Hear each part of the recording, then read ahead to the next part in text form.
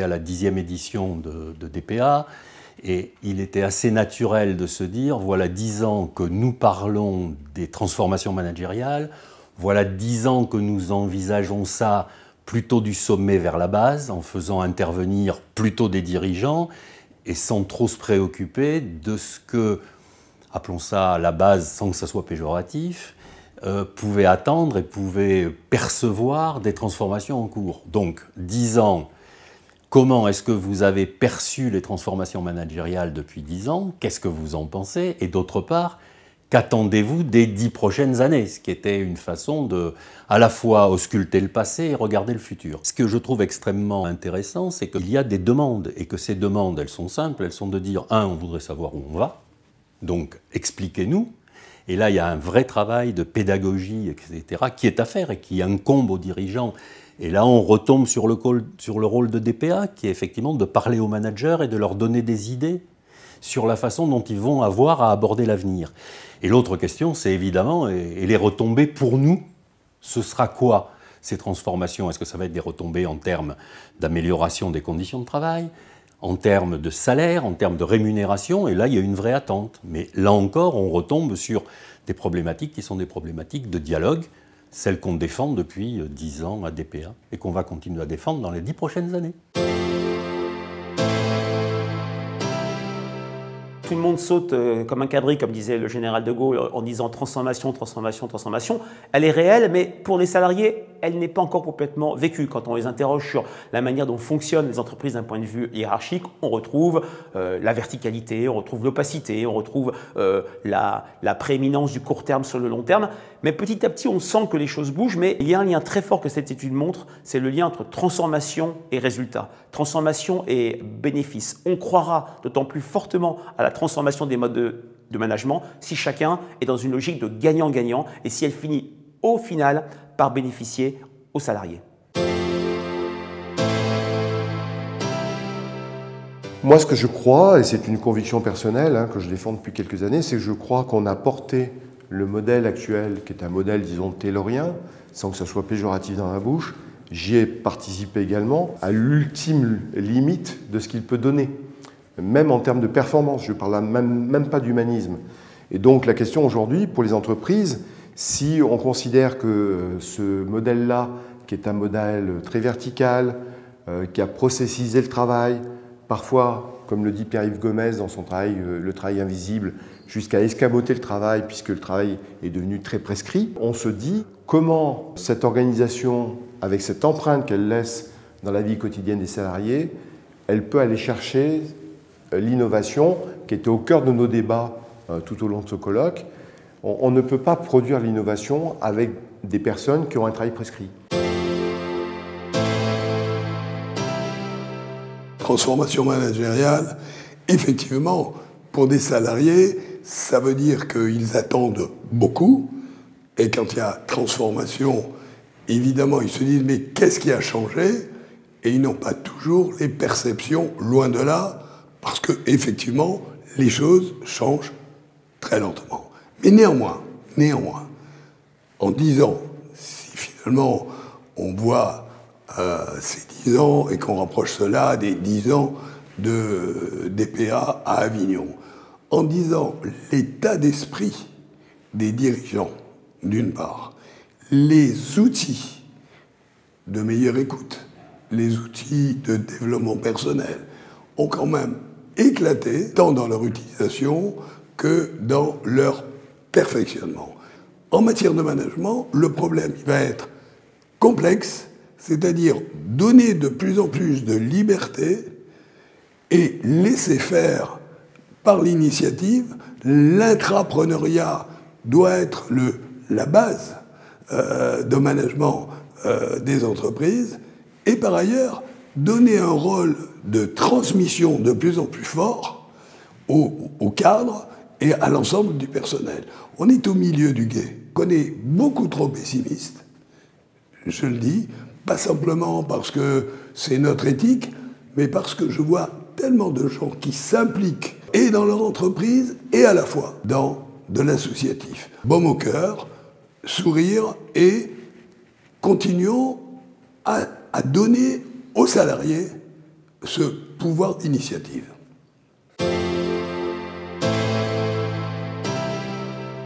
Les entreprises ont l'obligation de se transformer. C'est une obligation permanente puisque l'environnement change, mais leur environnement change aujourd'hui plus vite que jamais, avec les évolutions internationales et puis bien entendu avec le numérique. Mais la transformation d'une entreprise ne peut pas être que numérique. Il faut lui donner une vision, un horizon, une visibilité, et c'est ça que le chef d'entreprise doit faire. La transformation managériale des entreprises aujourd'hui repose, à mon avis, grandement sur le numérique. Nous avons aujourd'hui des outils qui sont mis à notre disposition, qui sont très attirants, très captivants et très intéressants, mais qui ne joueront tout leur rôle que si on leur donne du sens et de l'intérêt. Et ce sens doit notamment servir à organiser l'entreprise sur des bases différentes. En tout cas, c'est ce que je crois, c'est ce que je pense. J'y vois une opportunité pour créer un lien d'une nature dite nouvelle avec le personnel, avec les équipes, et pour construire un projet, pour impliquer davantage, pour partager, pour échanger sur une base permanente en temps réel. Et donc nous avons aujourd'hui un défi majeur qui nous est proposé, c'est de donner du sens à cette révolution technologique, à cette modification dans les outils de fonctionnement de l'entreprise pour justement revoir le management et revoir les règles et le rôle de chacun. Donc moi j'y vois une formidable opportunité et je compte beaucoup là-dessus pour bouleverser notre économie, mais surtout pour la dynamiser et s'engager sur le futur. C'est normal que les salariés soient inquiets du monde dans lequel ils vivent. Aujourd'hui, ils voient bien que le futur est moins certain. Ils voient bien aussi qu'on leur promet, qu'on leur fabrique des plans sur lesquels on a misé sur quoi? La croissance, la sécurité. Or, le monde est le contraire. Il faut leur proposer, sans être dogmatique bien sûr, parce que chaque entreprise a sa réponse, chaque taille d'entreprise a sa réponse, chaque secteur d'entreprise a sa réponse. Le monde de l'audiovisuel n'est pas le monde agricole, le monde de la météorologie n'est pas le monde des technologies. Il faut leur répondre d'une manière adaptée. Il faut aussi prendre des précautions pour être sûr que l'entreprise ne prend pas des salariés tout formés, prêts à être formés avec une formation d'un permis qui durera toute la vie, mais qui leur permettra de s'adapter en permanence aux besoins et au développement de l'entreprise. Il faut aussi écouter, dans un dialogue social très fructueux, les écouter pour savoir si on ne peut pas attendre d'eux une forme d'influence sur, pas la stratégie, mais au moins les moyens d'atteindre la stratégie d'aujourd'hui.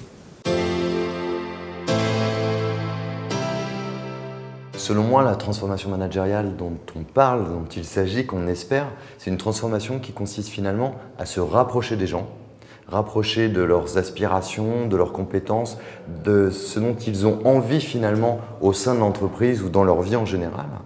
Et donc il faut être très à l'écoute, arriver à personnaliser la relation avec chaque collaborateur tout en maintenant une culture d'équipe. Et on sent bien quand on dit que c'est très difficile et que finalement les managers sont très peu accompagnés pour faire quelque chose de totalement nouveau.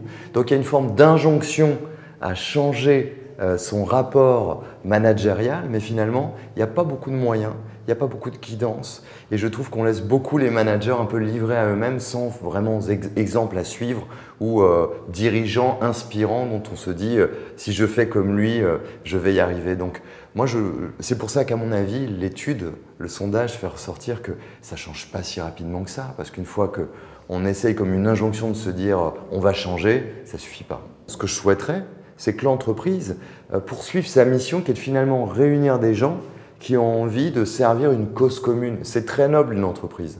Encore faut-il être capable d'écouter les gens. Et ce changement-là, pour moi, il part quand même des dirigeants. Cette inquiétude des salariés, un, je la comprends très bien, deux, je la constate également. Je pense que le numérique va rabattre totalement les cartes en fait, de quelles compétences on a besoin, qui va être de plus en plus demandé, qui va avoir ses salaires augmentés, qui va être moins demandé. Donc je pense que l'enjeu majeur dans ces cas-là, pour un salarié, c'est de savoir se réinventer, de savoir se former et de ne pas rester sur un précaré de ce qu'il a toujours bien su faire. Après, moi ce que je constate avec 30 ans de vie professionnelle, c'est qu'un collaborateur qui a du talent et qui a une valeur ajoutée, c'est toujours lui qui a du levier par rapport à l'employeur que l'inverse. C'est-à-dire que si vous délivrez, d'accord, l'employeur, il aura envie de vous promouvoir. Donc il ne faut pas, on peut avoir peur, d'accord, mais si on développe ses compétences dans ce champ de compétences qui est du digital, je pense qu'il y a des opportunités de carrière qui sont extrêmement florissantes. Aujourd'hui, et encore plus les jeunes générations, ce qu'elles ont envie de retrouver dans l'entreprise, c'est du souffle. Elles ont envie de retrouver un petit peu la genèse de ce qu'était l'entreprise à son tout début, hein, qui était de monter des expéditions pour aller découvrir le nouveau monde. Et aujourd'hui, définitivement, les entreprises se sont un petit peu encroûtées dans leur partie exploitation et ça manque de rêve. Une entreprise, il faut que ça fonctionne, d'exploiter ce qui existe et ce qui marche, mais il ne faut jamais s'arrêter de se réinventer, de se remettre en cause. Et chaque entreprise devrait créer son projet, sa vision, sa terra incognita qui permet d'ouvrir des nouveaux espaces et qui permet à chacun d'exprimer sa créativité. Et cette zone de créativité, c'est comme une soupape pour chacun et c'est l'opportunité fantastique pour l'entreprise de se réinventer. Et les entreprises, ce sont elles qui réinventent le monde. Ce sur quoi j'insiste et ce sur quoi je veux insister, c'est la transformation humaine. Parce que je ne crois qu'à ça, je pense que le digital, la digitalisation ne sont que des alibis, mais qu'au fond, il faut transformer le rapport à l'humain dans l'entreprise. Les entreprises qui rendent leurs salariés plus heureux, ce n'est pas celles qui visent un bonheur, mais c'est celles qui visent l'action, qui permettent aux salariés d'agir, et le bonheur arrive en conséquence. C'est même pas le bonheur, mais en tout cas, le fait d'être bien dans son job arrive en conséquence. Donc moins d'infantilisation, un peu plus d'autonomie, arrêter la course au bonheurisme perpétuel et un peu moins de process. Ça ne veut pas dire que je suis contre le process, mais il y a un curseur très simple. Quand le process prend le pas sur le sens, il faut éradiquer le process. Il n'est pas bon. Quand le sens est premier et que le process vient en appui du sens, là, on le garde. Il est nécessaire pour une cohésion d'ensemble. Mais voilà les trois aspects sur lesquels j'insisterai sur la transformation à venir et celle que j'espère en tout cas pour les salariés. Ce qui nous attend dans les années à venir, c'est une révolution, comme d'ailleurs les générations précédentes ont connu des révolutions.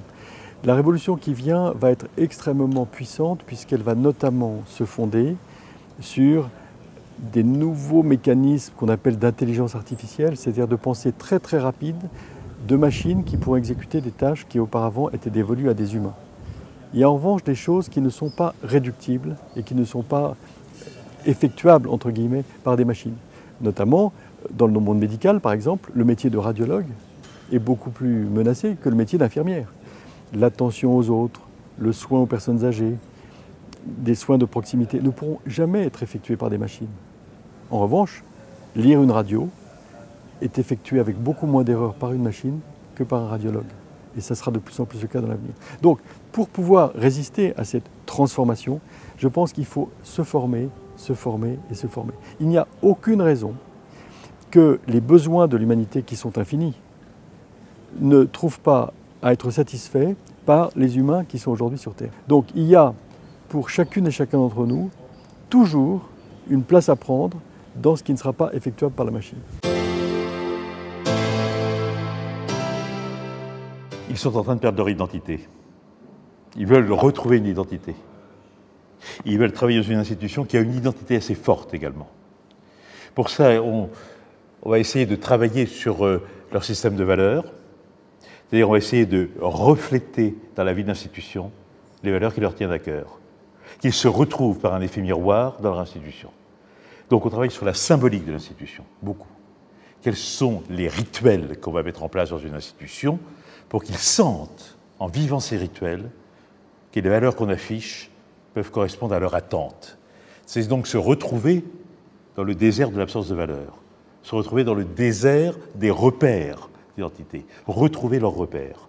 C'est un travail sur les repères que nous faisons, que leur sensibilité puisse s'exprimer à l'intérieur, notamment de l'IGS. D'où toute la formation artistiques que l'on fait parallèlement à la formation management, pour qu'ils prennent conscience qu'ils ont quelque chose à dire et qu'ils osent le dire. Je suis en charge de la transformation digitale, donc technologique de Accor-Hôtel aujourd'hui. Ici, il y a bien une certitude que j'ai, c'est que rien en termes de transformation digitale ne peut se faire si elle n'est assise sur une solide transformation culturelle. Alors comment cette transformation se décline chez nous? Par trois choses. Une nouvelle organisation, plus plate, plus agile, c'est un terme qui est très galvaudé mais qui se vérifie dans des choses très concrètes.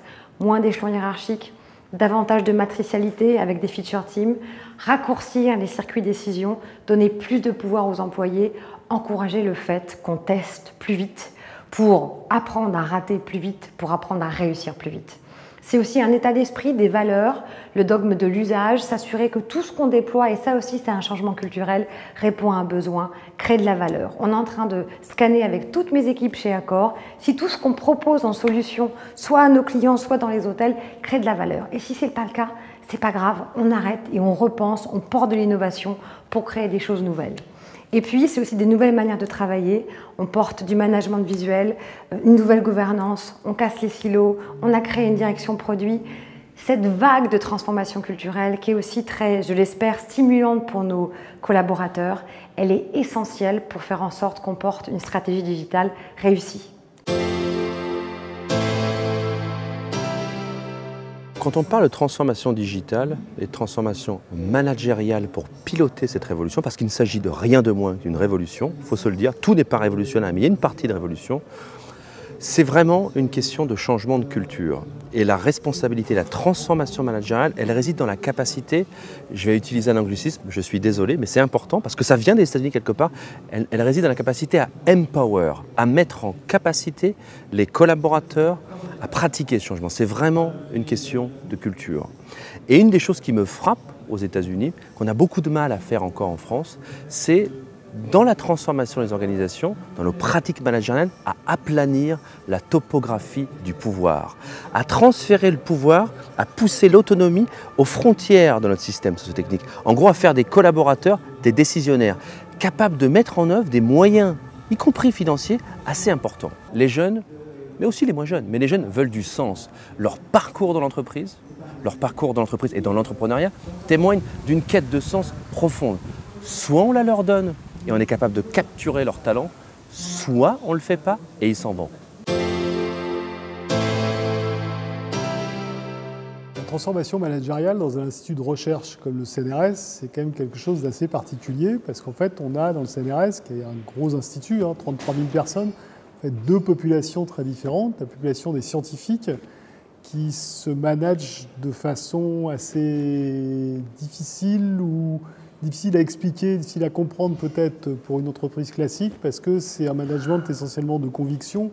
Les chercheurs sont les mieux placés pour savoir ce qu'ils doivent faire et donc le management consiste plutôt à leur indiquer les grandes directions dans lesquelles on souhaiterait aller, par exemple plus de relations avec le monde industriel, plus de relations avec la société civile. Et donc cette forme de management n'est pas vraiment en évolution. Puis par contre, il y a une autre moitié, une grosse moitié de la population qui sont des personnels administratifs, des personnels de techniciens. Et là, on est touché par l'évolution managériale comme une entreprise à peu près classique, peut-être avec cette différence qu'on travaille essentiellement par projet. Et donc là encore, on a une partie du management qui est un management d'adhésion. Et donc je dois dire que je ne me suis pas complètement retrouvé dans l'étude de ce matin. Je pense qu'on a la chance d'être dans un monde qui reste un petit peu à part. Malgré tout, je crois que ce qui est peut-être le point commun, c'est le fait qu'il faut faire adhérer des gens à des projets et que c'est quelque chose peut-être dans le monde scientifique qu'on a un peu plus l'habitude de faire parce qu'encore une fois, la science, qui est quand même l'activité qui nous gouverne, elle est constituée de projets sur des durées plus ou moins longues selon les disciplines, mais avec un renouvellement permanent.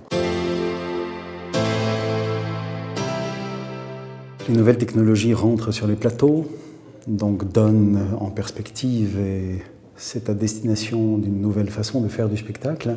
Et donc forcément, les gens qui s'occupent de ça, les nouveaux métiers qui arrivent, la communication qui se fait autour, on s'adapte d'une certaine manière. Mais il y a toujours une encre de cap dans le spectacle, c'est que profondément, plus on va vers de la technique, et plus on sent qu'elle ne sert de rien, qu'elle est totalement efficace, nécessaire, mais que le fond de l'intérêt des spectateurs, c'est quand même de venir voir une chose en live. Les metteurs en scène, les scénographes arrivent avec ces demandes-là, on les fait passer, d'une certaine manière ça fait venir un public nouveau, et en même temps, au-delà de tout ça, il y a toujours une chose totalement rassurante, c'est que la technique n'aidera jamais l'acteur. Jamais, jamais, jamais. Un acteur absolument formidable, la technique va augmenter ce formidable, mais un acteur qui n'est pas formidable, qui simplement, sans rien, n'arrive pas à faire passer la chose, la technique va plutôt augmenter son défaut que de le contrarier ou de le masquer. Ça augmente considérablement l'audience que nous pouvons avoir et la mission de rayonnement qui est la nôtre. Ça oui, c'est absolument extraordinaire. Ensuite, Racine à la radio, c'est magnifique, mais Copeau disait déjà que Racine était un auteur radiophonique. Le fait de pouvoir moins perforer la chose, avoir la technique du micro pour que les effleurements de l'âme, etc. Évidemment qu'on adore ça. Quand on fait des captations avec Pathé Live et que tout d'un coup, en direct, c'est projeté dans plein de pays limitrophes, dans 400 salles de cinéma en France, c'est absolument extraordinaire pour nous. Simplement, c'est toujours la même chose et on n'achèvera jamais ce débat de comment on capte quelque chose de vivant. Je suis dans un milieu contrarié et assez paradoxal par rapport à ça, parce qu'on accepte tout, on est gourmand de tout, on est curieux de tout. Les services que je dirige sont généralement ravis des formations qui leur sont demandées, ravis d'avoir des outils beaucoup plus modernes, ravis d'avoir des challenges techniques, mais on sait toujours que ce qui va faire le miel du spectacle, ça n'est pas forcément cette valeur-là rajoutée.